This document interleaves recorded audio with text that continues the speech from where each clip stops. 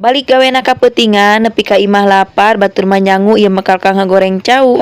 Besti poe ayeuna teh tenana karak balik gawe jam 8 peuting nih ka imah teh da sangu eueuh nya beas mah aya. Tapi da kulantaran peuting balik gawe ayeuna mah hoream olah jadi arek ngagoreng cau we nu aya. Sabenerna mah kapanggih cau teh geus bosen besti atuh da lamun misalna di pagawean teh nyieun pisang goreng ajang pesenan tamu. Nya bari jeung ka ameuh haseupna hungkul ge kalilaan mah rada ararenek geuningan siapkeun baskomna, asupkeun tariguna, asupkeun gula na tambahan uyah saeutik tuluy asupkeun si blue band-na besti tenanah mah lamun misalna nyieun pisang goreng teh tariguna kudu di blue band. Lamun aya eta ge blue band-na lamun eueuh mah nya tarigu we doang dikocek ke jeung gula. Tapi ulah salah besti di pagawean tenanah mah pisang goreng kieu teh lumayan hargana nya tina sasiket teh bisa jadi duit 100.000 leuwih. Jadi di pagawean tenanah mah ngitungna teh porsi kitu besti saporsina teh isi 4 hargana teh 35.000 kadang dina sasikat teh meunang 3 porsi leuwih.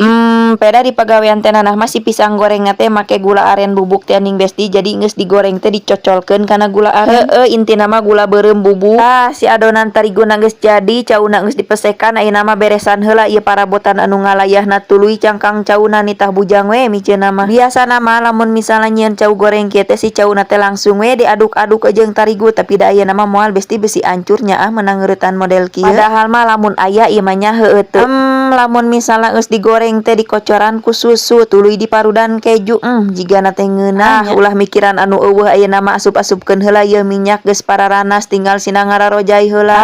Minyak na ge kur asup 4 siki geuninganan besti jadi we 4. Ulah nitah ditamahan minyaknya soalna ieu minyak na ge geus sakaratul maut di tanggal kolot kieu mah ripuh ieu ge aya peuteuy can diolahkeun make naon coba mun peuteuy kitu. Kewe lah ulah waka mikiran peuteuy ayeuna mah pikiran heula ieu si goreng cau sina buburu asak soalna beuteung teh geus meronta-ronta minta diisian. Tapi biasana mah lamun keur rajin teh balik gawe bari jeung capek oge sok langsung olah tapi da ayeuna mah hoream pisan make banget tingenan besti. Untung keneh wae ieu mah nya besti aya cau ajang gorengkeuneun ajang ngaganjal beuteung. Coba lamun eueuh meureunan kapaksa kudu nyangu tapi barudak mah enggeus tadi teh di pagawean untungna teh daharna besti. Da teh nanah ge enggeus besti geus dahar kitu di pagawean tapi da peuting ayeuna teh lapar deui geuninganan daharna jam asar mah. Tapi diilik-ilik ditoong-toong ieu teh naha cau teh rada koneng kunyitnya apa minyakna kitu nya urut ngagoreng hayam. Tapi da minggu-minggu ayeuna mah can ngagoreng hayam. Pas di amuan teh teu bau hayam, teu bau nanaon pedah jalan terahna we urut ngagoreng nugget. Jadi we meureunan si cau gorengna teh ilu-ilu kana warna nugget oren kitu.